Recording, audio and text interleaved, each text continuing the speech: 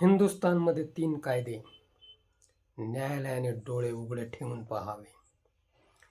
शहनशाह सिनेमात डायरेक्टर टिनो आनंद यांनी एकाच देशात 2 कायदे असू शकत नाही. एक गरिबांसाठी आणि दुसरा श्रीमंतांसाठी. हा डायलॉग शहनशाह म्हणजेच अमिताभ बच्चन यांच्या तोंडातून म्हणवून घेतला होता. हिंदुस्थानात 3 कायदे आहेत. पहिला सत्ताधाऱ्यांसाठी, दुसरा विरोधकांसाठी, तिसरा बेकायदा. न्यायालयाने हे पाहून तरी आता डोळे उघडायलाच हवे. जे पूर्वी सर्व भ्रष्टाचारी इतर पक्षांत होते त्यांना भाजपने सरळ दम दिला. आमच्या पक्षात या, नाहीतर खडे फोडायला जाण्यास तयार व्हा. त्यांनी घाबरून भाजपाचा रस्ता धरला आणि सुखाने झोपू लागले आहेत. इतर पक्षात असताना रात्री अपरात्री CBI, ED त्यांच्या घरात घुसत होते. आता त्यांच्या फायली एकदम वॉशिंग पावडरमधून भिजवून वॉशिंग मशीनमधून काढून चकाचक सुकून वाळून इस्त्री करून उतरणीला लावल्या आहेत. कुठल्याही शासकीय प्रशासकीय अधिकाऱ्यांचा त्या फायलींना हात लावायचा कोणत्याही प्रकारची हिंमत होत नाही. कसलीही डॅशिंग करता येत नाही. मात्र विरोधी नेत्यांची चौकशी भिंगाचा चष्मा लावून चाळणीतून केली जाते.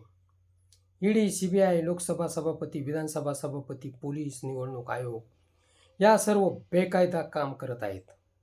या सर्व सरकारी यंत्रणा बेकायदा काम करत आहेत. हिंदुस्थानी व्यवस्थेचा अगदीच तमाशा झाला आहे.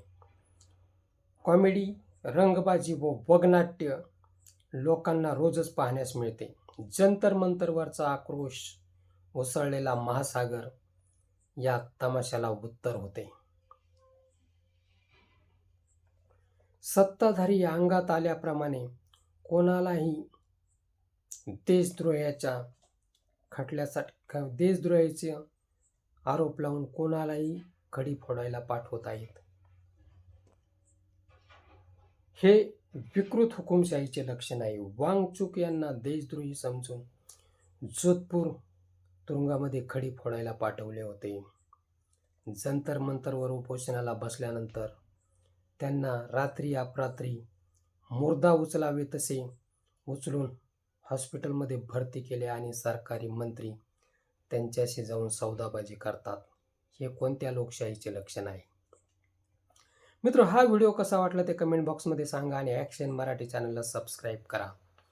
भाजपकडे अशी कोणती वॉशिंग पावडर आहे की त्या वॉशिंग पावडरमध्ये भिजायला टाकून अशी कुठली वॉशिंग मशीन आहे की त्या वॉशिंग मशीनमध्ये घातले की भ्रष्टाचारी सुद्धा एकदम साफ सुथरा आणि धुतल्या तांदळासारखा सफेद एकदम पण दुसऱ्या बाजूने बाहेर येतो.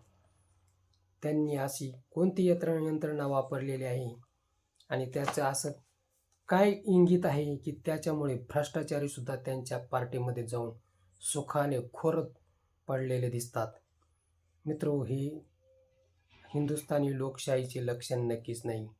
हिंदुस्थानी लोकशाहीमध्ये घुसलेली ही हुकुमशाही बेकायदा हुकुमशाही म्हटली पाहिजे. सुप्रीम कोर्टाकडे ती पॉवर आहे बेकायदा हुकुमशाहीच्या झिंजा धरून त्यांना जंतर मंतरवर इकडून तिकडे खेळवायला त्यांच्याकडे तेवढी पॉवर त्यांच्याकडे नक्कीच आहे. फक्त त्यांनी ईश्वराला स्मरून किंवा भगवद्गीतेवर हात ठेवून आपल्या पॉवरचा उपयोग करायला हवा.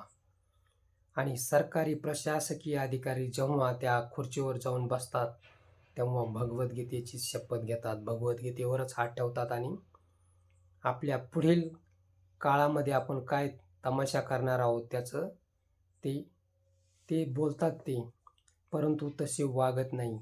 आता सुप्रीम कोर्टाने त्यांच्या झिंजा धरून त्यांना घेतलेल्या शपथेच्या आणि आनाभाका केल्याच्या त्याला जागायला तेवढी संवेदना त्यांची जागृत करायला हवी.